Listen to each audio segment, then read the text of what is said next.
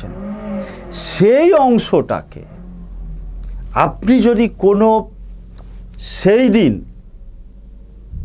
বাড়ি থেকে বেরিয়েই কোনো দরিদ্র ব্যক্তি, ক্ষুধার্ত ব্যক্তি, তাকে যদি দেখতে পান, তাকে ওই খাবারটা খেতে দিন।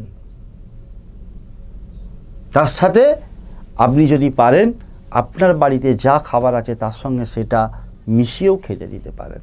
আর যদি সেই রকম ব্যক্তি না পান, যে ক্ষুধার্ত মানুষ, দরিদ্র মানুষ, তাহলে আপনি কি করবেন, সেটা আপনাকে একটু কষ্ট করে নদীর পাড়ে হোক, পুকুরের পাড়ে হোক বা গঙ্গার পাড়ে হোক বসিয়ে দিয়ে আসতে হবে। এই উপায়টা আপনি করুন, দেখবেন আপনার জীবনে কোনো দিন টাকার জন্য হাহাকার করতে হবে না।